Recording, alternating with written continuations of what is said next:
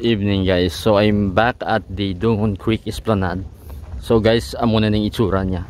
Currently may mga street lights na nagasiga na siya. So this is just one part of the roughly siguro mga 1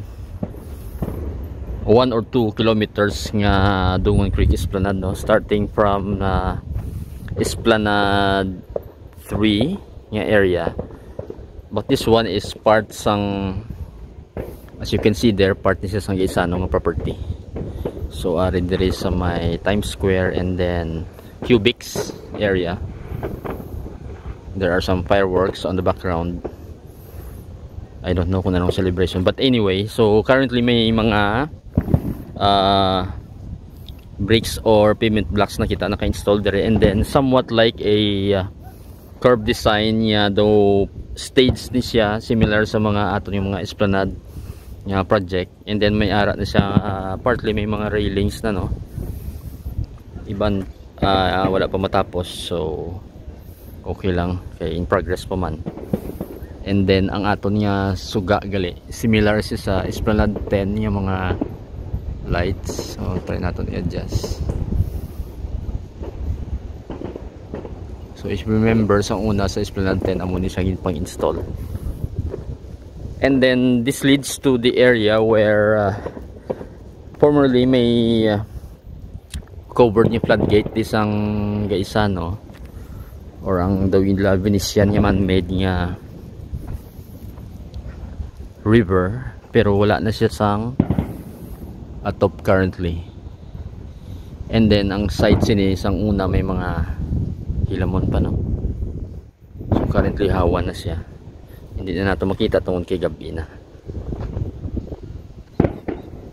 So umulang yun na guys, though very quick update lang at ton ginobra dito sa buong.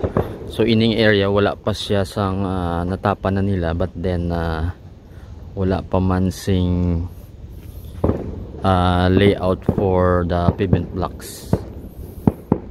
Medyo dulom na, pero there is actually an area there. Try natin i-brighten ang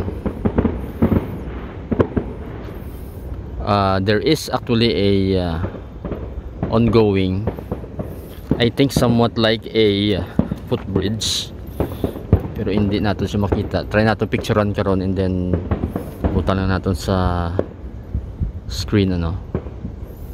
And then some of the lights are already on as well, leading sa aton na Esplanade 1 and then to Esplanade 3. So going back, amo ning itsura niya di subong.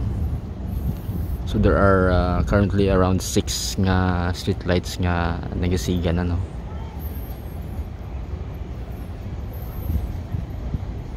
So daw manami naman tanon. And then previously nag-update kita dire, I think daw siguro mga 4 months ago roughly, in our daytime video, ang aton niya footbridge dito pwede na kita katabok across going to Magsaysay lapas from here. So hindi natin din makita kay since medyo malayo na coming from here, but then actually may mga street lights naman na dito, and then I can see actually nga nagasiga na siya, pero since gabi na so hindi natin makita.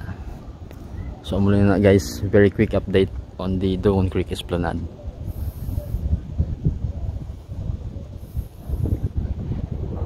Thank you for watching.